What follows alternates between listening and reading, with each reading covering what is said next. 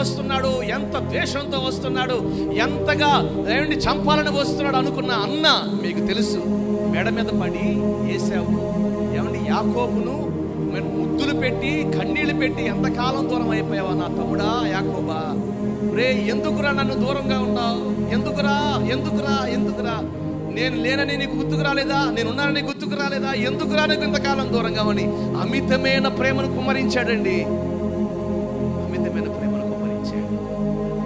అంతేనా అంటే రే ఈ గొర్రెలు ఎందుకురా నాకు పంపించావు, రే ఈ మేకలు ఎందుకు నాకు పంపించావు అన్నా, నీకోసమేనన్నా, నీకోసం కానుక పంపించానన్నా అంటే ఏసావు ఏమన్నాడు తెలుసా, పిచ్చోడా జీవము గల దేవుడిని యెహోవా నన్ను ఆశీర్వదించాడు రా, నీ కానుక నీ దగ్గర ఉంచుకో, ఇదిగో ఈ భూభాగంలో వచ్చి నాతో పాటు నివాసం ఉండు.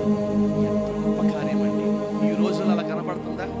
ఒక్క అడుగు ఎవరైనా చెల్లికి ఇవ్వడానికి ఇష్టపడుతున్నారా, అక్కకి ఇవ్వడానికి ఇష్టపడుతున్నారా, అడుగు సంగతి తర్వాత పొట్టు చీర ఇవ్వడానికి ఇష్టపడుతున్నారా?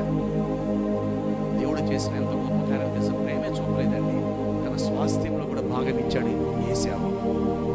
అతని స్వాస్థ్యం అది, తన తండ్రి స్వాస్థ్యం. అతను ఏలుతున్నాడు అప్పుడు ఏసావు. ఇస్సాకు వృద్ధుడై ఉన్నాడు, అసలు ఆ భూభాగంలోకి అడుగు పెట్టనివ్వకూడదు. యాకోబు చేసిన మోసానికి వేషం వేసుకుని తండ్రి ఆశీర్వాదం అంతా తీసేసుకున్నాడు. యాకోబు ఎంతో కోపంతో రగులుతూ వస్తున్నాయా. ఏసావుకి ప్రేమే కాదు చూపింది, తనకి ఇవ్వబడిన స్వాస్థ్యంలో కూడా భాగం ఇచ్చాడండి. హల్లెలూయా. దేవుడు అటువంటి కార్యాలు చేయబోతూ ఉన్నాడు.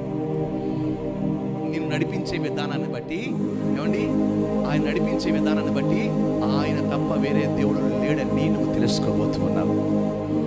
యాకోబును నడిపించిన మార్గం మనం గమనిస్తే, యాకోబు నడిపించిన మార్గం చూస్తే మనం గమనిస్తే ఎంత గొప్ప కార్యం. ప్రేమే కాదు, ఆ అన్న ప్రేమ కుమ్మరించబడి ఈ స్వాస్థ్యంలో నాతో పాటు ఉండు.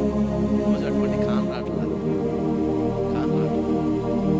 నిజమే నిజమే లోకంలో ఏమండి భక్తిహీనత పెరిగిపోయింది, స్వార్థం పెరిగిపోయింది, ధనాపేక్ష పెరిగిపోయింది, నా నా నా అనే మాటలు పెరిగిపోయాయి. నేను, నా కుటుంబం, నేను, నా పిల్లలు, నేను నేను అనే మాటలు పెరిగిపోయి స్వార్థ పిరులై ఈరోజు ఆత్మీయతను కోల్పోతున్న వేళ నిన్ను నడిపించబోతున్నాడు దేవుడు.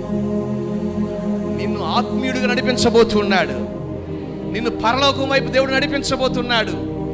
అప్పుడు నువ్వు చెబుతావు.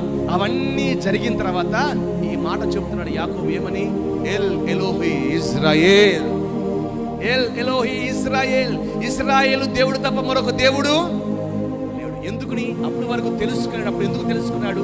తన అన్న మనస్సును మార్చాడు, తను పోగొట్టుకున్న స్వాస్థ్యాన్ని ఇచ్చాడు. నీవు కూడా తెలుసుకోబోతున్నావు. అటువంటి నడిపింపులో దేవుడిని నడిపించును గాక.